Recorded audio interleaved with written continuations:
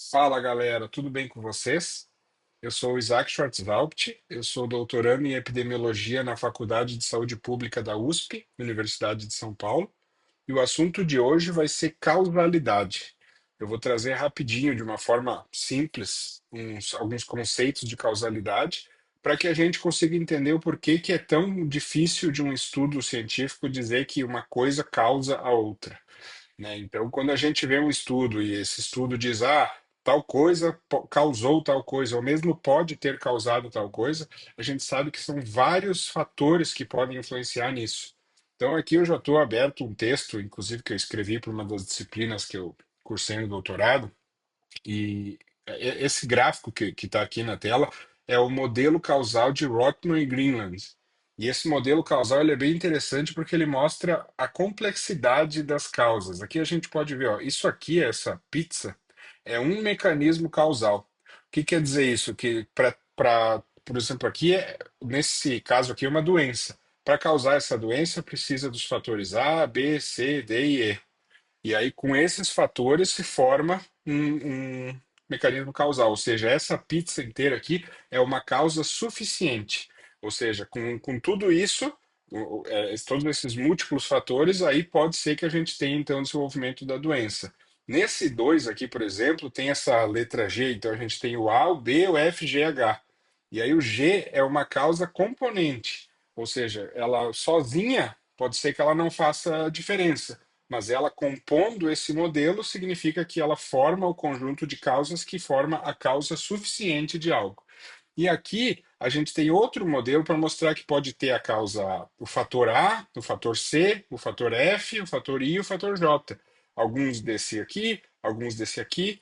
E aí uma coisa importante é que alguma dessas causas pode ser uma causa que a gente chama de causa necessária. Vamos falar o exemplo da Covid-19, por exemplo. Uma das causas necessárias é ter a infecção pelo SARS-CoV-2, que é o vírus causador.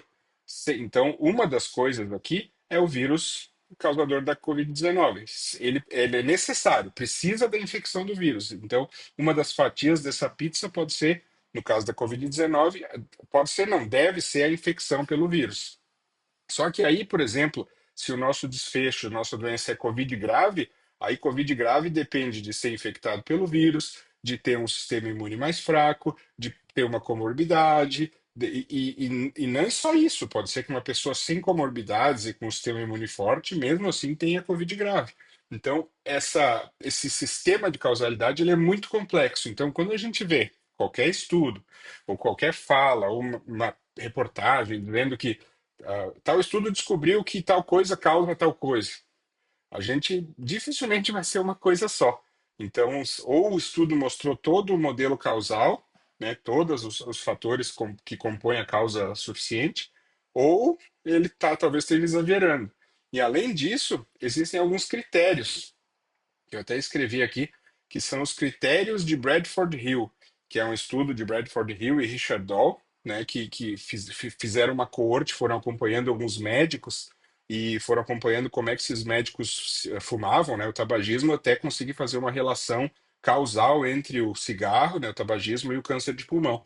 Foi uma coorte super enorme, muitos anos de acompanhamento, e aí eles fizeram vários critérios. E esses critérios são bem interessantes. A gente tem aqui, por exemplo, ó, força da associação.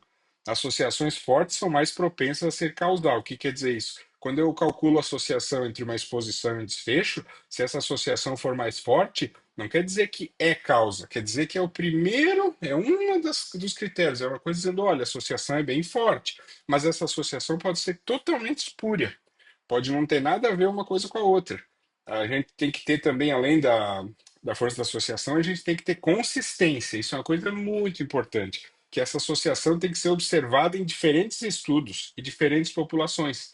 Porque às vezes eu peguei uma amostra aqui da minha cidade, aí um outro estudo pegou uma outra amostra lá da cidade dele, e outro estudo fez a mesma análise com outra amostra da cidade dele. Conforme esses estudos vão aparecendo, se eles forem consistentes, se forem encontrando a mesma associação, isso também é mais um ponto que não que garante, mas que indica que pode ser que esteja no caminho. A especificidade, o que que é? É uma exposição específica, leva a um desfecho específico. Isso é bem simples, né? Então, se isso ficar variando, já fica difícil de estabelecer esse conceito de causalidade.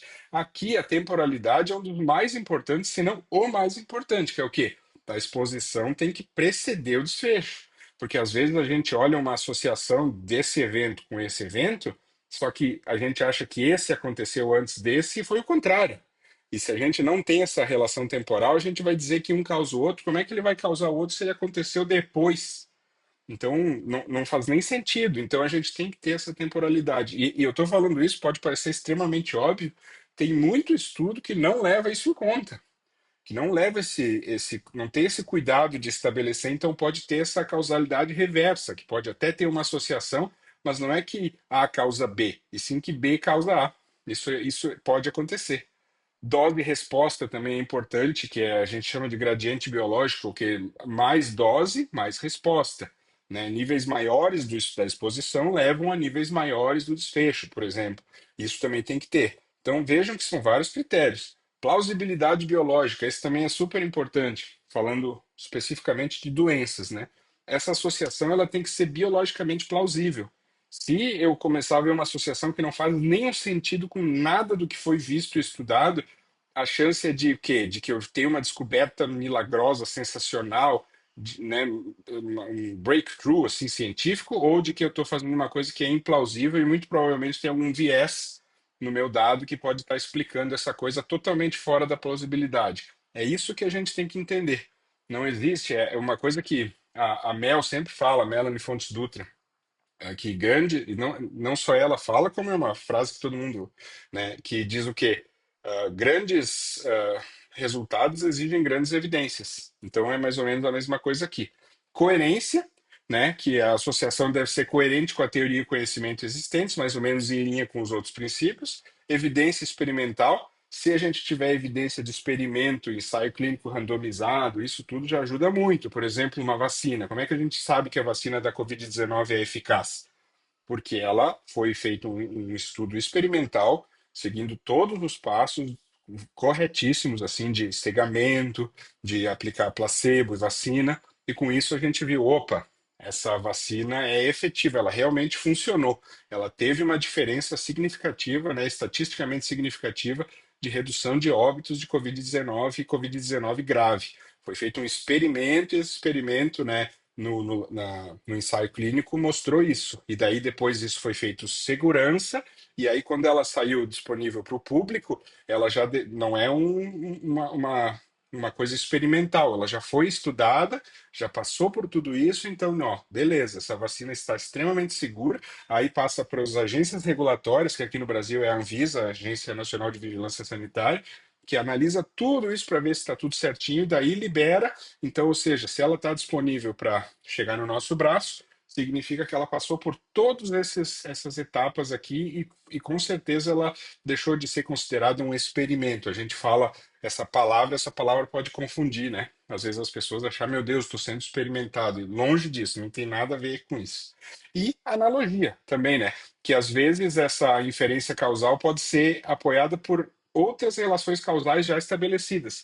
É uma coisa muito similar, tem uma coisa muito parecida e a gente consegue atribuir. Ou seja, com todos esses princípios aqui, com todos esses critérios e mais um entendimento do modelo causal aqui, aí a gente pode começar a falar de causalidade. Então, assim, definir que uma coisa causa a outra é muito complexo. Esse é o recado desse vídeo. Então, se a gente fizer isso, e ver isso sendo feito de uma maneira muito, mesmo que seja um levantamento de hipótese, mas feito de uma maneira muito assim, nossa, fiz um estudo aqui, peguei um banco de dados, relacionei com outro e percebi que isso aumentou isso, então isso deve causar isso.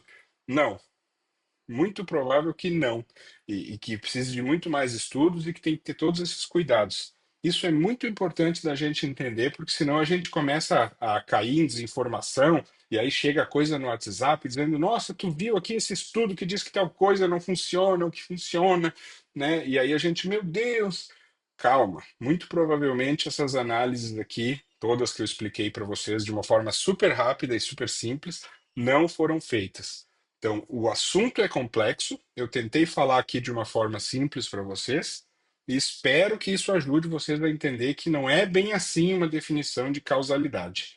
Tá bom, pessoal? Um abraço e até mais.